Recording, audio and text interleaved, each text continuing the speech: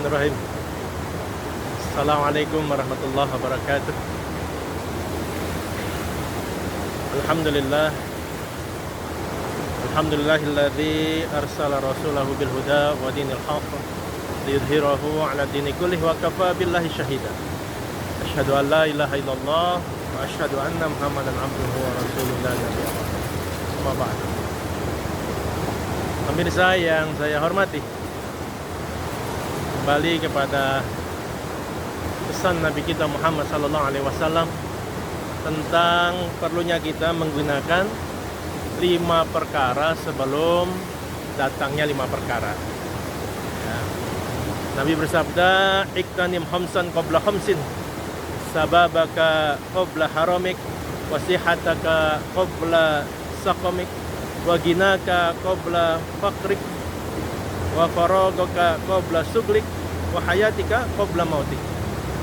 Yang artinya adalah gunakanlah 5 perkara sebelum datangnya 5 perkara, yaitu masa mudamu sebelum masa tuamu, masa sehatmu sebelum masa sakitmu, masa kayamu sebelum masa fakirmu, masa luangmu sebelum masa sibukmu, dan masa hidupmu sebelum kematianmu.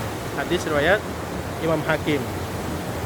Nah, kita masuk ke pesan Nabi yang kedua, ya, yaitu wasihataka qabla saqam. Gunakanlah masa sehatmu sebelum masa sakitmu. Ini satu hal yang sangat penting sekali untuk kita perhatikan, pemirsa yang berbahagia. Karena betapa banyak orang yang sering menyia-nyiakan kesehatannya, orang yang tidak memanfaatkan kesehatannya pada hal-hal yang positif, pada hal-hal yang berguna dan bermanfaat untuk dunianya dan wabil khusus akhiratnya. Jadi ketika sehat malah menggunakan kesehatannya pada hal-hal yang dimurkai Allah Subhanahu wa taala. Ketika sehat malah menghabiskan waktunya pada hal-hal yang justru tidak bermanfaat.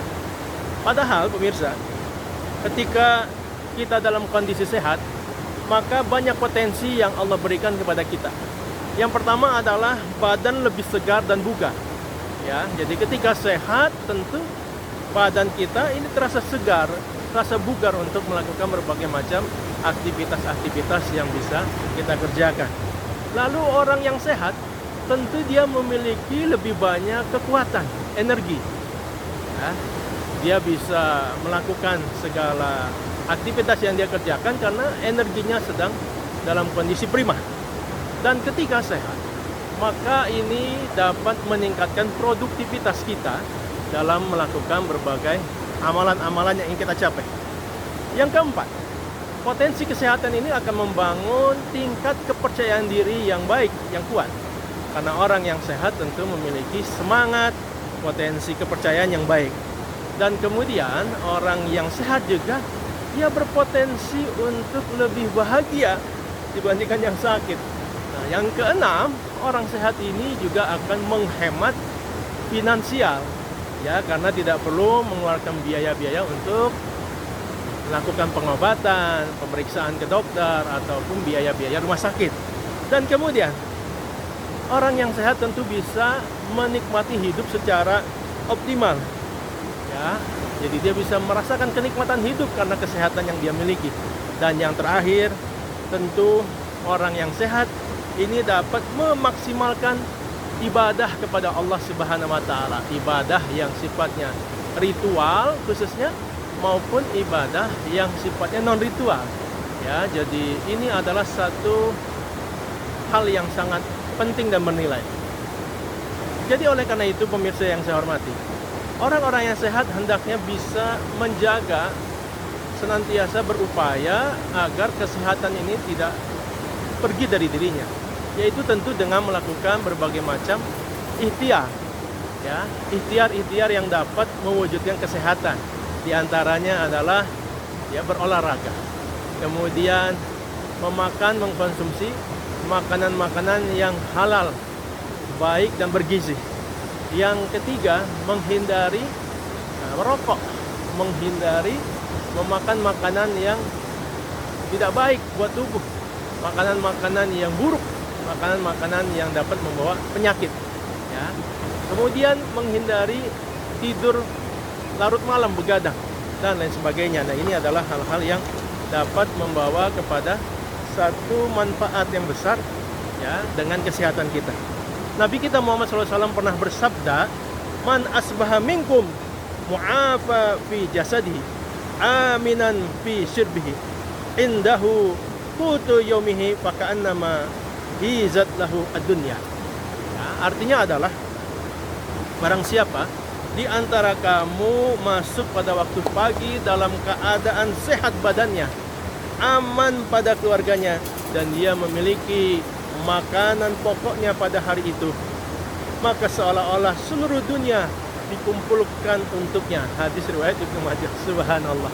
Jadi Nabi Muhammad SAW menyampaikan kalau seseorang di waktu pagi hari badannya sehat, keluarganya aman, kemudian makanan pokoknya ada pada hari itu, maka sungguh itu seolah-olah dunia sudah dikumpulkan pada dirinya. Jadi sungguh hadirin yang saya hormati, para pemirsa, kenikmatan sehat ini merupakan kenikmatan yang sangat mahal yang harus kita jaga dan upayakan dengan baik.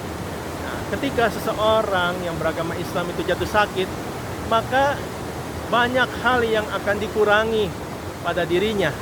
Keringanan-keringanan ibadah pun juga akan diberikan kepada dirinya, dan ini artinya ibadahnya tidak menjadi maksimal. Ya, di dalam Islam ada yang diistilahkan dengan rukhsah. Rukhsah adalah keringanan bagi orang Islam ketika sakit dalam rangka menjalankan ibadah. Apa keringanan yang Allah berikan melalui Nabi kita Muhammad SAW ketika seseorang sakit? Yang pertama, seseorang ketika dia sakit, maka dia boleh sholatnya tidak harus berdiri kalau dia tidak sanggup untuk berdiri. Dia boleh melakukan sholat dengan cara duduk atau bahkan dengan berbaring dan dengan isyarat kalau memang jika tidak sanggup untuk melakukannya. Nah, ini adalah satu ibadah yang tentu berkurang dari segi kenikmatan ibadah yang harusnya berdiri. Yang kedua, untuk wudhunya saja, jika dia memang tidak bisa bersentuhan dengan air, maka rukhsah bagi dia, keringanannya adalah berwudhu dengan cara tayamum, yaitu tidak menggunakan air. Dan tentu ya ini namanya keringanan, tapi tidak akan terasa lebih nikmat dibandingkan dengan cara berwudu dengan air.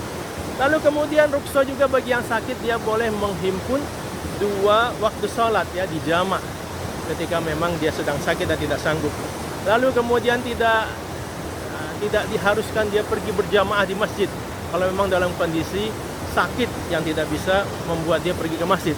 Dan kemudian ketika dia tiba di bulan Ramadan, kalau dia sakit dia tidak harus berpuasa, dan dia boleh menggantinya dengan puasa di bulan yang lain, atau jika tidak sanggup dengan membayar fidyah. Tapi tentu kenikmatannya tidak sama dengan berpuasa di bulan Ramadan, apalagi 1 hari di bulan Ramadan tidak akan bisa tergantikan oleh hari apapun juga.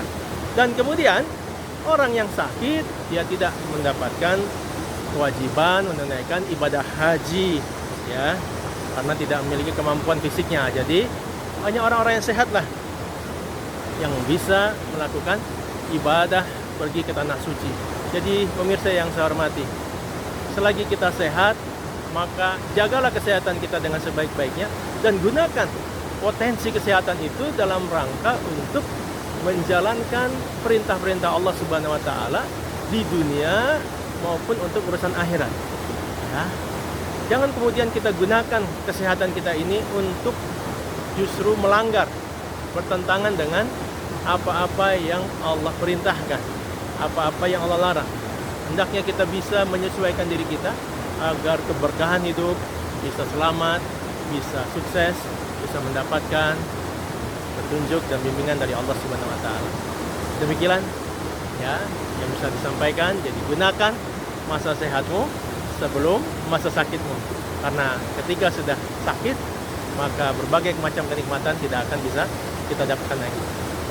Demikian dari Al-Fakir Muhammad Rubil Atim. Terima kasih. Wabillahi taufiq wal hidayah minkum. Assalamualaikum warahmatullahi wabarakatuh.